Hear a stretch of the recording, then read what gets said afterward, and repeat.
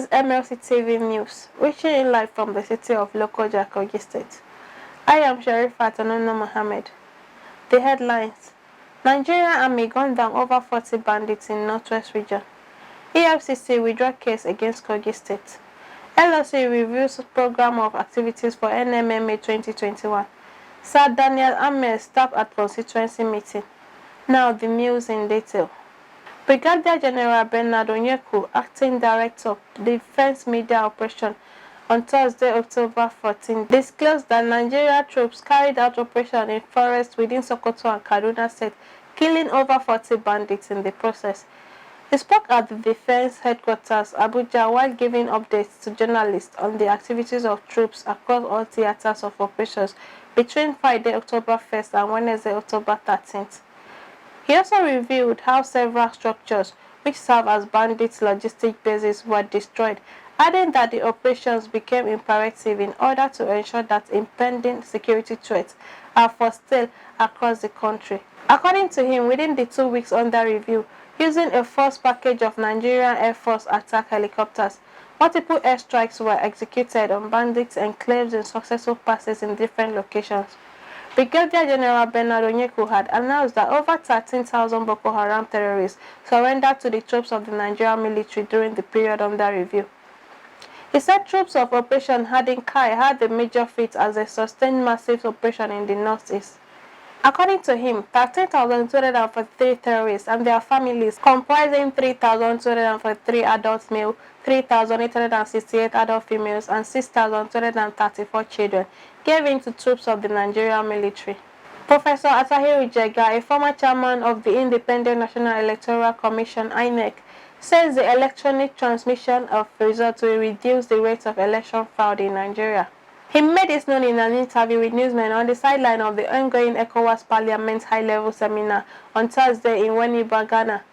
The seminar themed 2 decades of democratic elections in ECOWAS member states, achievements, challenges, and the way forward, seeks to provide solutions to electoral inconsistency in member states. Jega, who commended the passage of the bill by the National Assembly, which now gives INEC power to transmit results electronically, said it was a positive development ahead of 2023 elections.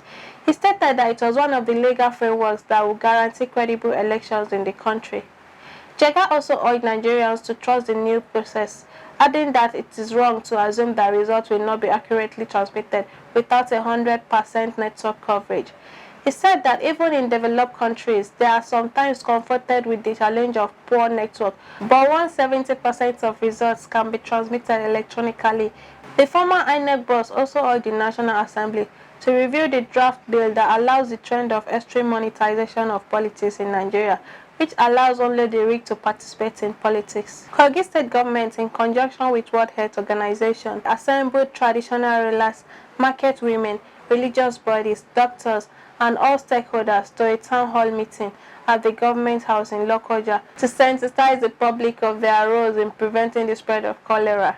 The country representative of the World Health Organization, Watakazadi Wolumo, who spoke via Zoom, appreciated the efforts of government and people of the state for its proactiveness and quick response in fighting cholera to a standstill. He lauded the high coverage rate already recorded in the administration of COVID-19 vaccine, while urging the government to consolidate on her fight against cholera and COVID-19 through sustained vaccination.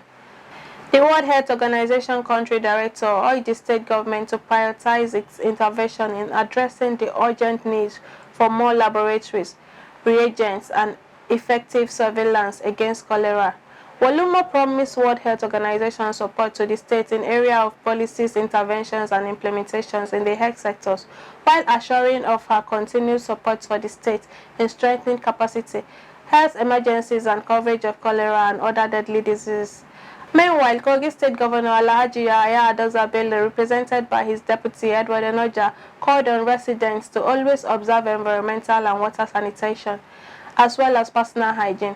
Enoja said since assumption of office, Governor Bello has placed a high premium on health as a thematic area of focus, increasing the state's health financing fiscal space, investing heavily on health infrastructures, health workforce, and capacity building to improve service delivery, procurement and distribution of essential medicines, electronic data capturing and tracking system to improve the health sector. He disclosed that cholera across the country is on the increase due to poor access to clean water, open defecation, poor sanitation and hygiene, stressing that Kogi's almost zero active cases hinge on multifaceted approaches such as effective sensitization modalities, response mechanism, robust surveillance, and healthy collaboration with major stakeholders to contain the diseases. The State Commissioner for Health, Dr. Saka Audu, in his remarks, disclosed that the present government has invested heavily on the health of the people, as the ugly narrative of renal diseases will be a thing of the past by the time the construction and equipping of 5 reference renal hospitals across the state are completed. While calling on the stakeholders to act positively, he gave assurance that the defeat of cholera, like any other before, is in the focus. In their separate comments, they urged the Kina, His Royal Highness Usman Obaje, and Secretary to the State Government, Dr. Ayode Folashade Arike, commended the government for prompt responses to the challenge of cholera and called on the citizens to observe basic personnel and environmental hygiene. The Economic and Financial Crimes Commission (EFCC) on Friday withdrew a suit seeking the forfeiture of the 20 billion naira bailout funds granted to the Kogi State government by Sterling Bank. The money was meant for the payment of Kogi State workers, but was alleged to have been instead domiciled in an interest-yielding account with the bank. Justice Chukwuejiku Aneke granted the order of withdrawal sequel to a motion filed and argued by the counsel to EFCC. Kemi Pinheiro San, leading Rotimi Oyedepo. Pinheiro listed 6 grounds upon which the judge granted the prayer, adding that the EFCC is a responsible body.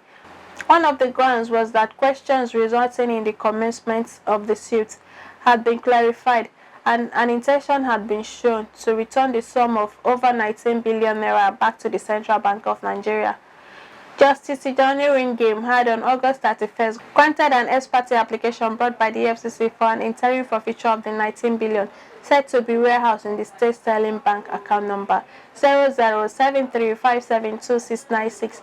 Justice Ringame made the order of the interim forfeiture after taking arguments from the EFCC counsel, Abbas Mohammed.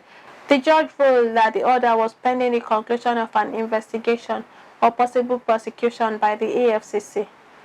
When the matter came up on September 28, 2021, before Justice Aneka had adjourned to hear all applications relating to the loan, at the resumption of the proceedings on Friday, Pinheiro presented the EFCC grounds for discontinuance as contained in an October 13, 2021 application. The application, titled Notice of Discontinuance, stated that the applicant, the Economic and Financial Crime Commission, has resolved to discontinue the matter pending before the Honorable Court against the respondent's account hearing. Accordingly, the application is granted as prayed. Counsel to the Kogi State Government, Professor Sam Erobo San, commended the EFCC for its professional approach. Erobo prayed the court that the interim forfeiture ordered early granted should be vacated for the purpose of clarity. The massive ongoing infrastructure development and revolution that is currently ongoing in Kogi State under the leadership of Governor Yahaya Bello has been described as a transformation that is occasioned by fraud management and resources. The Kogi State Commissioner for Works and Housing, Engineer Abubakar Ohere, made the disclosure while speaking with newsmen after inspecting ongoing works at the Kogi State Civic Center, Lokoja, expressed satisfaction that the job is performing more than expectation. According to the Commissioner, the job performance in terms of quality and timely delivery is outstanding and progressing on time. Ohere described the quality of work on the Civic Center as UIB standard and in accordance with the Bill of Quantity, explained that when the completed Civic Center would open up Lokoja to another nightlife. The Commissioner expressed happiness with the transformation, said the Civic Center, when completed, will also provide for places of events within the city capital with adequate protection and with open spaces. The Commissioner gave kudos to the political will of Governor Bello, explaining that the Governor has prioritized the interests of the people by making them first in the scheme of things. A development he noted has impacted positively on the lives and well-being of the people of the state in terms of job creation opportunities, poverty reduction and impacting on the living standard of the people. Engineer Ohere said with the security situation created by Governor Bello, an enabling environment for business to thrive and for investors to flood the state remains an unprecedented feat achieved by the present administration. The local organizing committee for the much-anticipated Nigerian Media Merit Award has released details for the fourth-day program. According to the LLC coordinator, Dr. Ronke Bello, the program, as approved by the administrators of the Media Award, would commence with the arrival of the NMMA trustees and chief administrator on Thursday, 28 October 2021, with the team engaging Kogi State today for tomorrow. Other events on that day include a meeting between the advanced team and the local organizing committee, visits a major site of the grand event, formal declaration of readiness with a world press conference, as well as a meeting between the host governor and the board of trustees. On Friday 29th, arrival of delegates and distinguished guests, a special multimedia presentation on Governor Yahaya Bello administration, as well as Media Heroes Night of Tributes. On Saturday 30th, a media tour to location in the 3 senatorial districts of the state for an on-the-spot assessment of the legacy projects of the state government. On the same day, Governor Bello would host media leaders to a roundtable forum with the team, the media and the challenges of nation building in Nigeria today. Later in the day, the grand award presentation ceremony would take place, while the farewell activities has been scheduled for Sunday 31st between the host governor and the delegates before departure. Entrepreneurship is viewed as generally entailing encounter in starting a business, which may include other values than simply economic ones. Some entrepreneurs has described it as a process of designing, launching, and running a new business, which is often similar to a small business, and has capacity and willingness to develop, organize, and manage a business venture with any of its risks to make a profit. Ayodele Funke, owner of Cheapest Baby Malls, gave reasons why one should be an entrepreneur. I sought for a government job, which I didn't get. And as I wasn't getting government job on time about 26 years ago, I now didn't want to stay idle. I had to invest my little savings from my youth club service into business. So I started with first grade selling obrika, moving from one office to the other, and as God blessed the business, I was able to open a shop. And while I was doing the first grade business, moving from one office to other, people were buying on credit, so I wasn't able to save. I wasn't able to keep money in the bank, so I decided to open a shop. Opening a shop, I wanted a business that would thrive. The first business I started was not thriving well. I wasn't discouraged. I now went into selling babies because I see that these are daily needs. I've never stopped it. I've never stopped it because it's settling my bills. Some said they become self-employed due to lack of funds to further their education, while some complain about lack of job opportunities in the country. When I finished my secondary school, I look around left and right. Nobody to sponsor me further for school. So I look, this business should be another option for me to start life. So I might join the business. Okay. But this way I'm in my living. And from this business, I think I have married with the 2 kids. Wow. I'm taking care of them. They are taking care of me. Before you set up a business like this, you need to have passion for it. Passion and zeal. You know, like many people I notice, once somebody is doing something, everybody wants to venture into it. No. But I think first of all, you need to have passion for it. And once you have passion for it, you go extra miles, and I think you can set up something like this. It's not difficult. I can't work for anybody. I'm comfortable working for myself, and I think I'm okay. I'm just believing God to expand more. They advise the general public, for those who want to start a business, to feel free to do so and should not look at the capital even if it's little. They should start, and in the long run profit will come. This is Mlc TV News. We'll be right back after the break.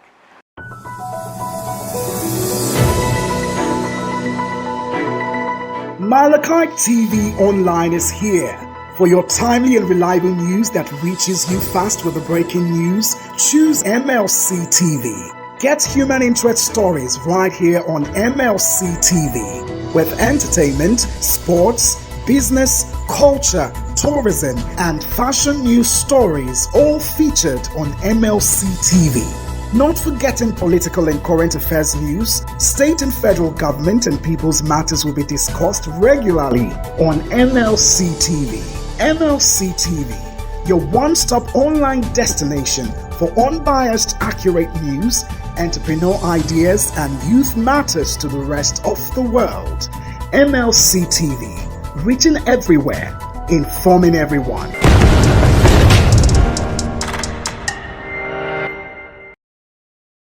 Welcome back.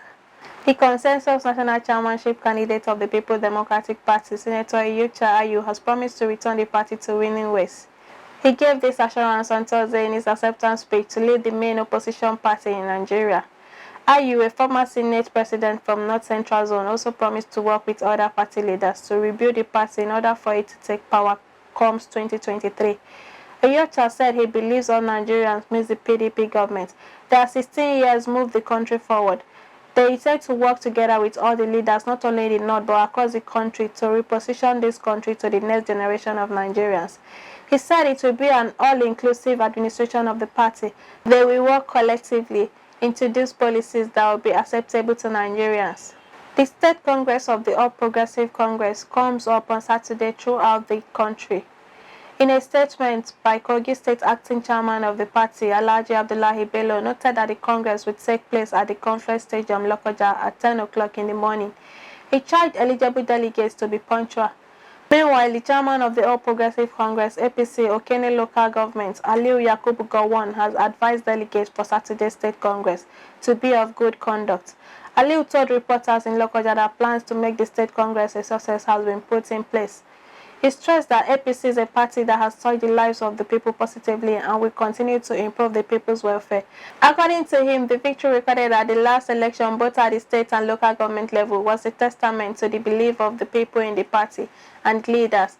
Ali, who has been affirmed to run a second term as the APC chairman, said the APC under his leadership in Okene local government area has succeeded in promoting the party at the grassroots and state level and promised to sustain the tempo. The chairman commended Governor Bello for the achievements recorded so far, calling on Nigerians to support the governor to occupy the seat of the President of Nigeria. A 60-year-old father, Ikechukwu, is believed to have killed his son in Ogbozine Indiago community in the Nkanu West local government area of Enugu State. The father of four reportedly killed his son on Thursday, claiming the 32-year-old threatened to kill him over unresolved issues. It was gathered that Ikechukwu and his son were home when they had an argument. When the argument became heated, the father reportedly asked the village chairman of Ogbozine for help, alleging that his son threatened to kill him. In a bid to salvage the situation, the village chairman elected the community chief security officer, and their team rushed to Ikechukwu's house to rescue him. A source said when the group arrived at the house around 2 a.m. on Thursday, Ikechukwu's son warned them not to enter the premises. After a while, Ikechukwu, who said his son was holding him hostage, came out and opened the door. He asked the CSO and his men to handcuff the deceased until morning so that his son would not kill him. But while the security forces handcuffed the boy, the father cut off his back with an axe. The chairman and the security men left the house after the deceased was handcuffed and thrown to the ground. Unfortunately, Ikechukwu called the community members that morning that his son had died and they should come and bury him. The community leaders went to the Agbani Police Department and reported the incident, and he was then arrested.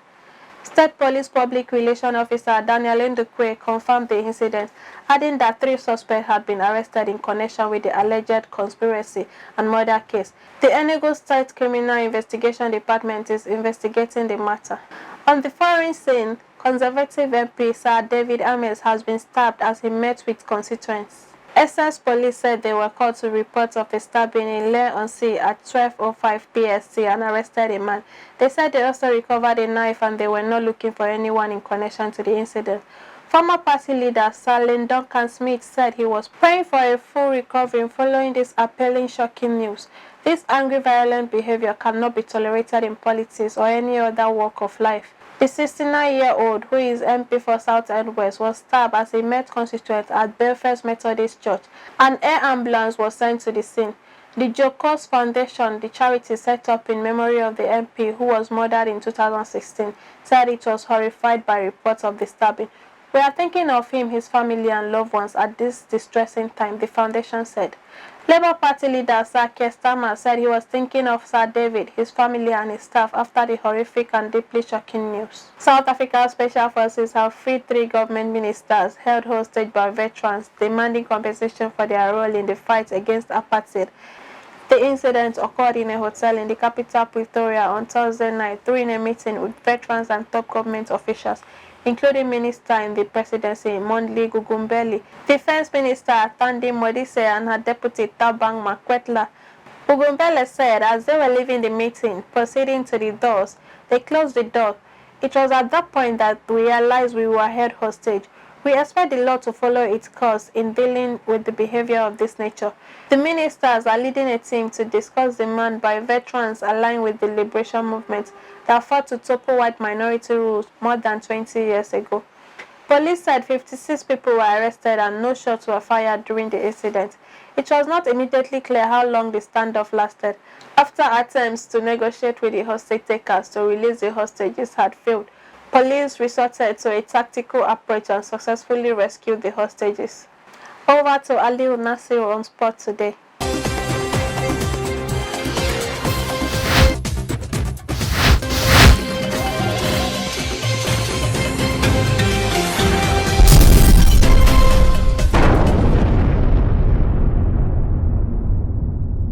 Now sports update. Eagles hopeful Ademola Lookman has admitted that a tough test awaits Leicester City in their Premier League meeting against Manchester United on Saturday. The Forces are under pressure to perform after winning only one match in their last 6 Premier League games, and Brendan Rodgers' work has been made harder with Wilfred Ndidi unavailable for selection due to hamstring injury. A deadline signing, RB Leipzig Lookman has forced his way into the starting lineup, having started the last 3 domestic matches prior to the international break. Lookman and his teammates will be playing against a world-class team who have in their ranks Cristiano Ronaldo, Paul Pogba and Bruno Fernandes, and the Red Devils are definitely the better side on paper. The 2017 Under-20 World Cup winner has highlighted that Leicester City have to bury their chances if they must win the match, and has called on fans to get behind the team. In basketball, All-Star Brooklyn Nets guard Kyrie Irving has defended his decision not to get vaccinated against the coronavirus as what is best for him, after the team officials said he will not be allowed to practice or play with the team without getting inoculated. Irving, 29, will not be eligible to play Nets home game in New York City, where a New York mandate requires professional athletes on one of the city teams to be vaccinated to practice or play in public venues. Irving will have been able to practice with the Nets and play in inroads games outside New York. The Nets will pay him for those bets. He is giving up about half of his $35 million salary by missing the home game.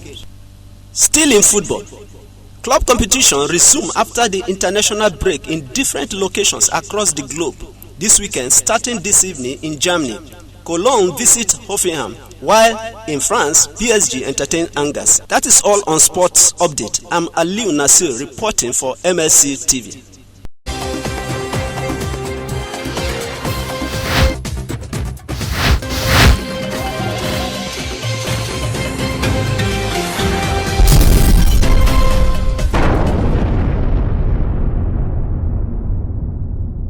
Thank you, Aliu, for the updates. Now we go over to Matthias Ayodeji for entertainment news.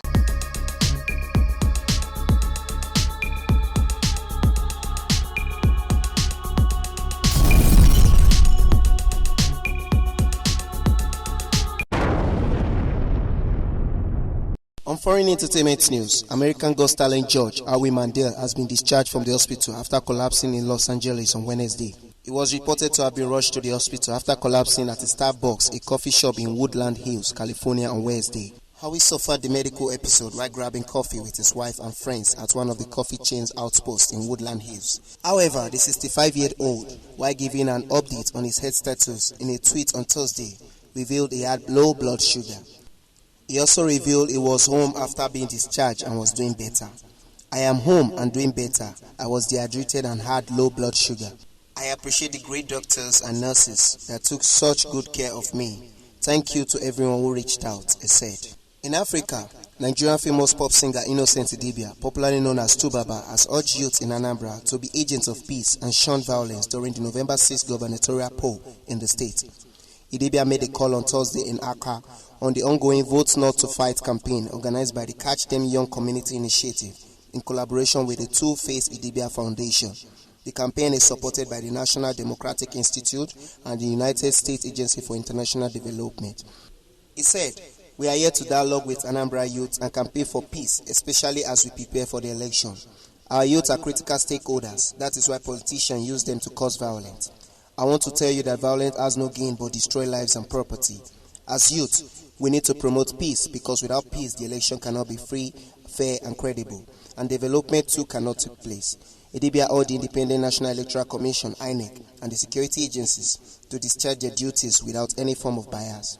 He also urged the electorate to cooperate with the security agencies to ensure a violence-free election on November 6. Matthias Ayodeji Peter, reporting for Mlc TV. Back to our caster for more stories.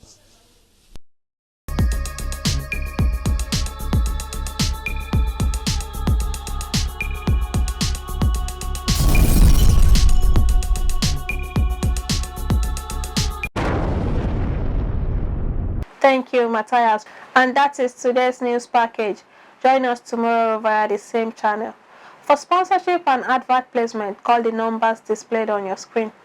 Or visit our social media handles. Facebook at Mlc TV, Instagram at Mlc TV 2021, YouTube Mlc TV. I am Sharifat Mohammed. Thanks for staying with us.